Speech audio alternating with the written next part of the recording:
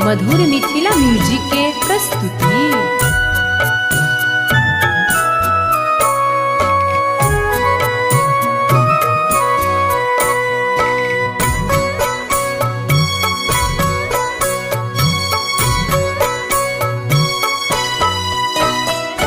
जाबे तोहरा लागे बहिना दुनिया अनार है, जाबे तोहरा लागे बहिना दुनिया अनार है।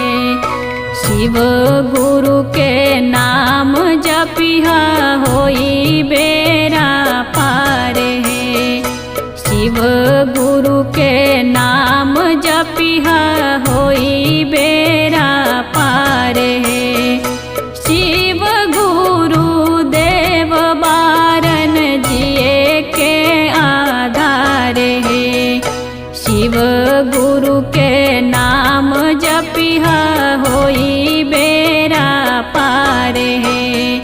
शिव गुरु के नाम जपिहा होई बेरा पार है।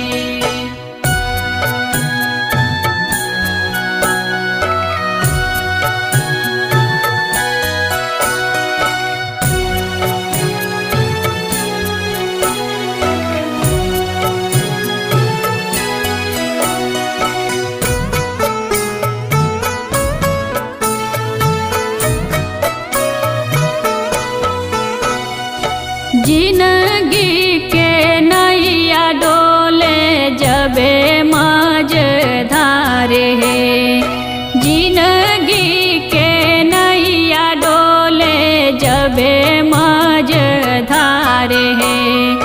शिव गुरु के नाम जपिहा होई बेरा पार है, शिव गुरु के नाम जपिहा होई बेरा पार है।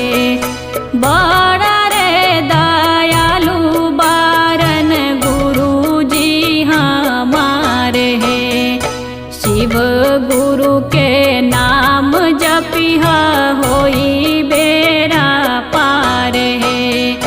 शिव गुरु के नाम जपिहा होई बेरा पार है।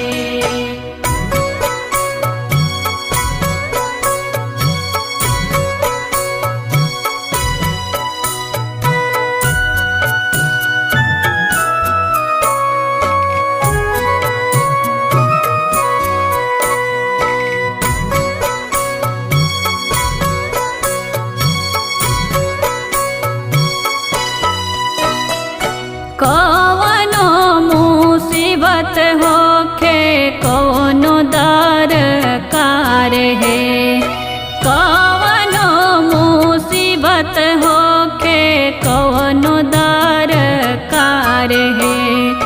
शिव गुरु के नाम जपिहा होई बेरा पार है, शिव गुरु के नाम जपिहा होई बेरा पार है।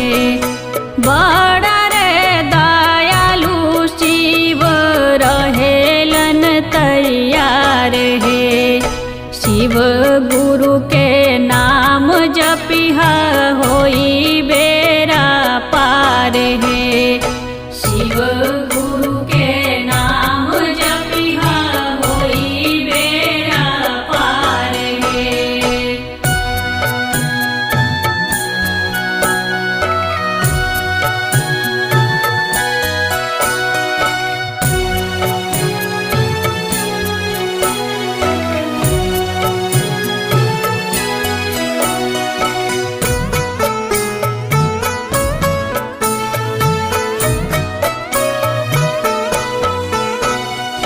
सब दिन चर्चा कइल होई ना बेकार है, सब दिन चर्चा कइल होई ना बेकार है।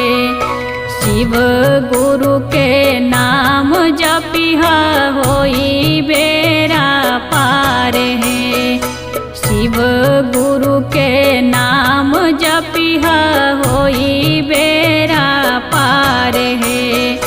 गणेश बिहारी बबीता करेले गोहार है। शिव गुरु के नाम जपिहा होई बेरा पार है। शिव गुरु के नाम जपिहा होई बेरा पार है। जबे तोहरा लागे बहिना दुनिया अनार है। जबे तोहरा लागे बहिना दुनिया अनार है। शिव गुरु के नाम जपिहा होई बेरा पार है। शिव गुरु के नाम जपिहा होई बेरा पार है। शिव गुरु देव बारन जिए के आधार है। शिव गुरु के नाम जपिहा